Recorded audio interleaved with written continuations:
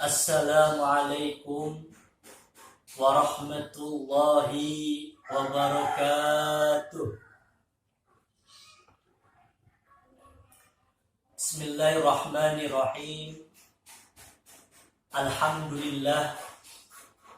Wassalatu wassalamu li rasulillah wa ala alihi wa sahbihi wa man walah.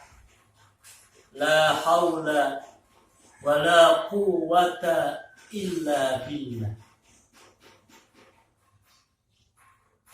Tema kita pada hari ini adalah bagaimana cara kita mengokohkan hati kita dengan iman dan bagaimana cara kita menaklukkan dunia dengan Al-Quran.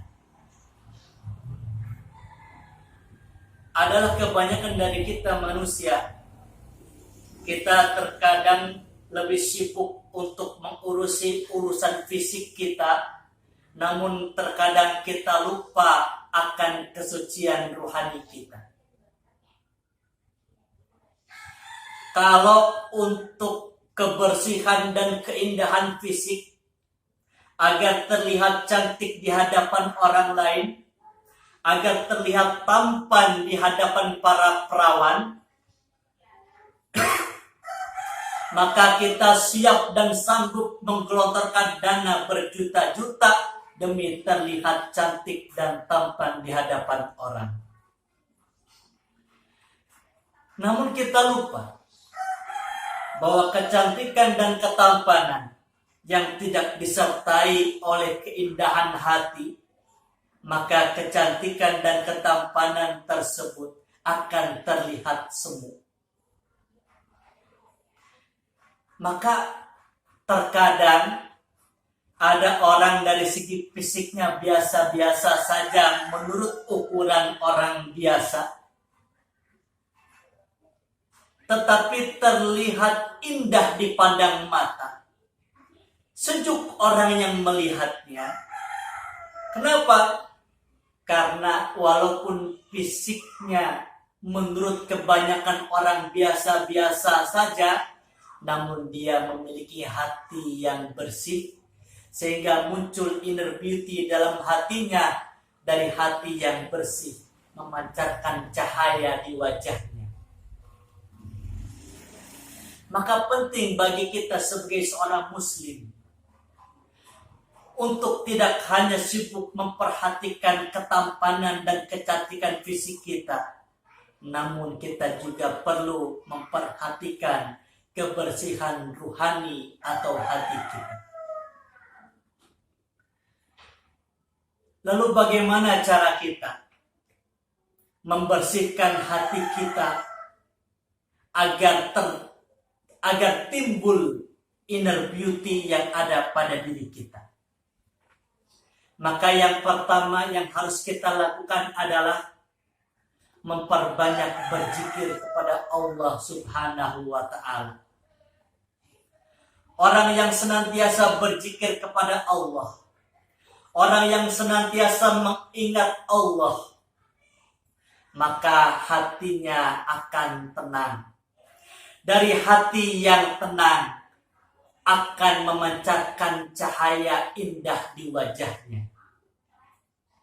Sebagaimana Allah Subhanahu wa Ta'ala berfirman, alladzina amanu wa tatma'innu qulubuhum bidzikrillah, ala bidzikrillahi tatma'innul qulub. Yang artinya, dan orang-orang yang beriman, yang hati mereka senantiasa berzikir kepada Allah, ala bidzikrillahi tatma'innul qulub. Ketahuilah dengan berzikir kepada Allah akan mendatangkan ketentraman dan mendatangkan ketenangan dalam hati kita. Orang yang senantiasa berzikir kepada Allah, maka dia akan menyadari kemanapun ia pergi, dimanapun ia berada, dia yakin di situ pasti ada Allah yang senantiasa mengawasi. Seorang pemuda yang senantiasa hatinya berzikir kepada Allah, maka pemuda tersebut akan senantiasa merasa diawasi oleh Allah. Ketika ada muda-mudi, seorang pemuda dan pemudi yang sedang dimabuk asmara, mereka berjalan, kalau bahasa sekarangnya mamingan, pergi ke puncak. Di tengah perjalanan ke puncak, turun hujan dengan sangat deras. Lalu mereka berdua menepi di bawah pohon yang sangat besar. Ketika di malam hari yang sepi, dihiasi oleh rintikan hujan dan diselimuti oleh tiupan angin puncak yang sangat indah, laki-laki yang senantiasa berzikir kepada Allah tadi bilang kepada si doi pujan hati belahan jantungnya, "Neng, walaupun kita sedang berdua di bawah pohon, dihiasi oleh rintikan hujan dan diselimuti oleh angin yang sepoi-sepoi, ketahuilah wahai pujan hati belahan jantung, sesungguhnya kita tidak hanya berdua, melainkan ada Allah yang sedang menyaksikan kita. Maka kau jangan takut dan jangan khawatir untuk aku ingin berbuat maksiat kepadamu. Kenapa?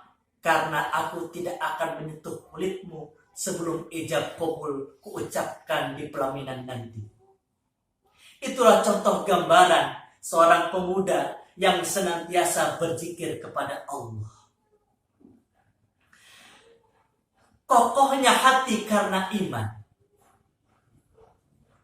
Lalu apa yang menyebabkan hati kita kokoh oleh zikir? Karena zikir yang kita bacakan akan senantiasa memberikan power dan senantiasa membuka kesadaran kita akan adanya Allah di setiap langkah kita. Ada sebuah cerita menarik tentang bagaimana orang yang senantiasa merasa diawasi oleh Allah Subhanahu wa Ta'ala. Ada seorang kiai memiliki 40 orang santri. Tetapi dari 40 orang santri yang kiai miliki, hanya satu yang paling disayang oleh itu kiai.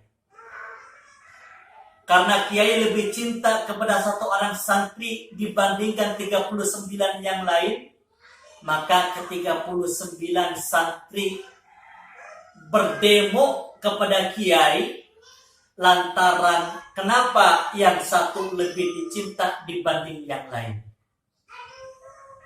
Maka 30 orang santri ini datang ke rumah kiai. Kata 30 orang santri itu, "Pak Kiai, kenapa Pak Kiai lebih cinta kepada santri yang itu dibanding kami yang 39?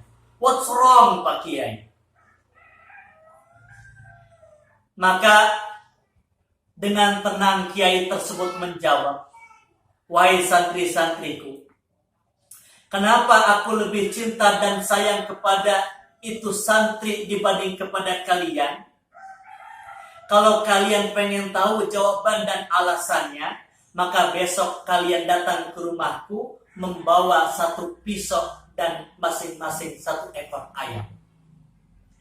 Maka singkat cerita, esok harinya ini santri yang 40 datang ke rumah kiai bawa pisau sama ayam. Ketika sampai di rumah kiai, kata para santri,